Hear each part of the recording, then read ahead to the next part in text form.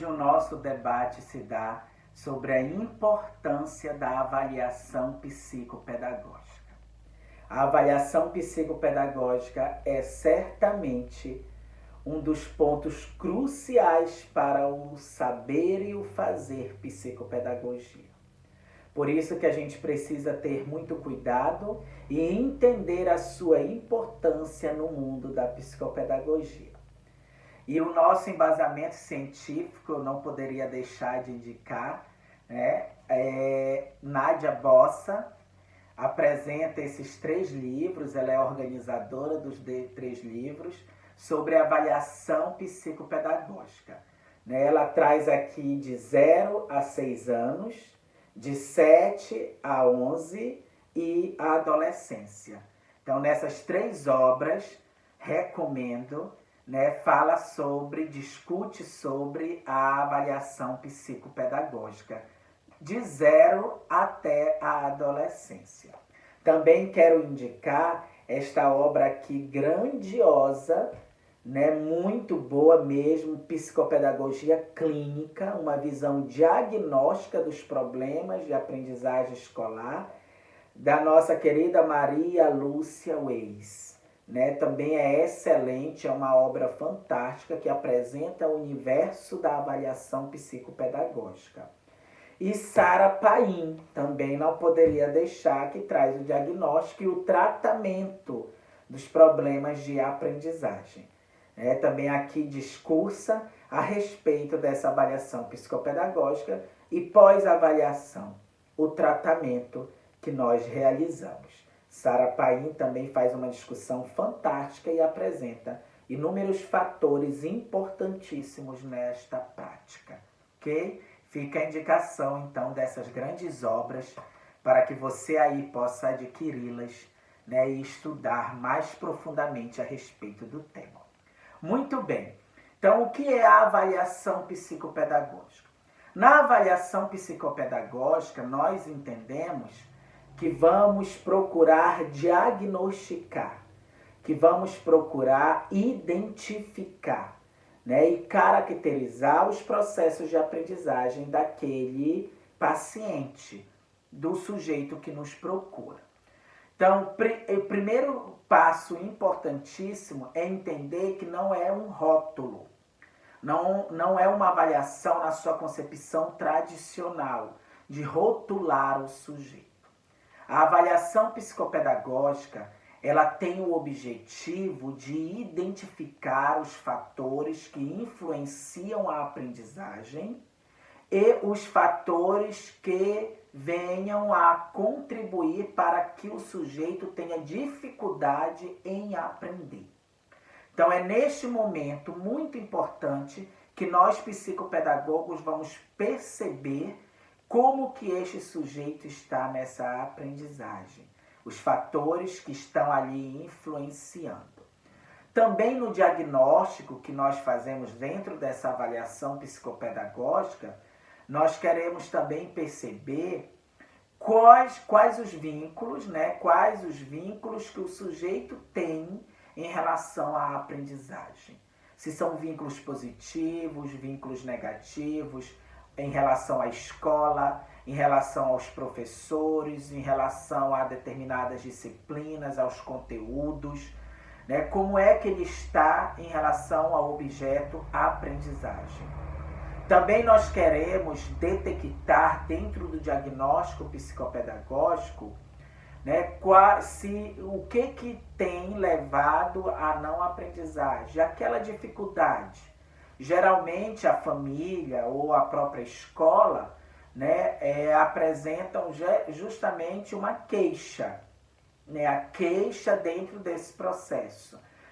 Meu filho, se for a família, o pai, a mãe, meu filho não consegue ler, já tem 10 anos, não consegue calcular, aí ele reprovou já 2 vezes, o que acontece? Às vezes chegam a queixa, olha, meu filho é burro, meu filho não aprende. E aí nós, enquanto psicopedagogos, nós já precisamos primeiro dizer que não há burrice, não tem como não aprender. O sujeito aprende, ele foi feito para a aprendizagem. Nós sempre afirmamos isso aqui. O sujeito é um sujeito aprendente. Ele foi criado para aprender. Então, agora, há aprendizagens mais rápidas, outras lentas. Alguns aprendem, outros têm dificuldade para aprender, mas se houver uma intervenção adequada, este sujeito aprende. Então, a gente já precisa primeiro, desconstruir esse processo que a família às vezes chega, às vezes a própria escola também chega a falar isso, porque nós acreditamos sim que todo sujeito aprende. Então, o diagnóstico psicopedagógico, ele vai entrar em cena justamente para que nós possamos mapear, nós possamos esquematizar clinicamente como que tem acontecido esta aprendizagem no sujeito. Quais os fatores que podem ser externos ou fatores internos que interferem diretamente no processo de aprendizagem dele e, neste caso, ele está tendo alguma dificuldade. O que tem bloqueado isso? Então, o psicopedagogo vai realizar este diagnóstico. Um diagnóstico mais apurado, um diagnóstico clínico, um diagnóstico holístico a respeito dessas aprendizagens. É de comum acordo entre a praxe psicopedagógica, de termos alguns passos. É claro que esse passo a passo, ele vai se adequar, ele vai se flexibilizar de acordo com a demanda que se apresenta aí no seu consultório, na escola, na instituição, com o seu paciente. Mas, geralmente, nós temos, primeiramente, a queixa. Nós temos a questão da queixa. Alguém se queixa a respeito de alguma coisa em relação à aprendizagem. Eu sempre friso isso. Nós lidamos com a aprendizagem. Aí algum trauma psíquico, então é com o psicólogo, não é com o psicopedagogo. Alguma questão na articulação, fonética, fonoaudiológica, então é com o fonoaudiólogo, não é com o psicopedagogo. É alguma questão neural, alguma lesão nos neurônios, então é com o neurologista. Então a gente precisa ter isso muito bem definido, de que o que nós tratamos psicopedagogos é da aprendizagem. Tudo que influencia a aprendizagem, aí sim nós cuidamos. Então chega para nós a queixa. A mãe traz a queixa, a avó, o pai, o professor, o diretor, enfim. Há uma queixa. E este é um momento assim primordial para nós psicopedagogos. Porque nós devemos realizar a escuta psicopedagógica. Escutar no seu sentido de compreender o que estão queixando, o que estão discursando. Porque é a partir da queixa que nós vamos criar as hipóteses. Nós vamos, a partir da queixa, pensar o que poderá estar acontecendo. E aí são justamente as hipóteses que nós criamos a partir da queixa que o paciente apresenta. Por isso que a escuta pedagógica ela precisa ser muito bem feita, muito bem realizada ali naquele momento.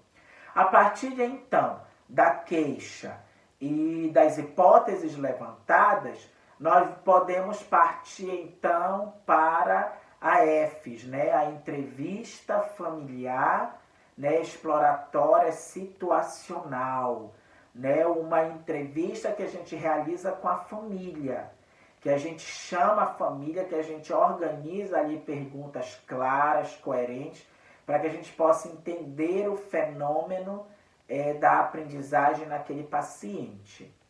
Também nós podemos ir para a EOCA, a entrevista operativa centrada na aprendizagem, desenvolvida por Jorge Visca, um grande escritor, educador, psicopedagogo, que trabalha muito bem nessa área. Então ele criou esse instrumento, a EOCA, que é uma entrevista que se centra na questão da aprendizagem do sujeito. E assim a gente percebe toda a questão da dinamicidade dessas aprendizagens. Também nós vamos ter as provas projetivas, as provas operatórias, né, o teste de desempenho escolar, que mais? As observações das sessões lúdicas, no caso para as crianças, né, a questão lúdico, psicopedagógico, também é importante chamar a atenção aqui. Enfim, nós psicopedagogos, nós temos uma instrumentalização própria da área. E isso o próprio Código de Ética da Psicopedagogia, desenvolvido, articulado pela Associação Brasileira de Psicopedagogia, né, nos mostra isso. Este código nos aponta a dizer que o psicopedagogo tem instrumentos próprios para desenvolver o seu diagnóstico, um diagnóstico eloquente, um diagnóstico adequado dentro desse processo de aprendizagem, dentro da detecção, né, dessa aprendizagem do sujeito. Então, nós precisamos entender que nós temos esses instrumentos que eu citei e outros instrumentos que podem aparecer de acordo com a demanda, como eu já disse aqui, para que nós possamos realmente fazer um diagnóstico forte, concreto. Por que eu estou chamando muita atenção para isso? Porque é nesse ponto, como eu disse, é um ponto crucial para nós psicopedagogos, porque ao final das sessões psicopedagógicas, né, 7, 8, 10 sessões de diagnóstico, não sei, vai depender do caso, da situação, do paciente, da demanda, enfim, disso tudo, né, de todos esses fatores que interferem, você vai emitir um informe psicopedagógico. Eu gosto mais de chamar de laudo psicopedagógico. Por que eu chamo de laudo? Porque é um parecer técnico. Né? Laudo significa um parecer técnico sobre alguma coisa. Então, ao final do diagnóstico psicopedagógico, ao final da avaliação, nós vamos emitir um parecer técnico sobre as aprendizagens daquele sujeito, daquele paciente. Então percebam que isso é muito, muito sério. Ao final da avaliação psicopedagógica, você vai emitir um parecer técnico sobre a aprendizagem daquele sujeito.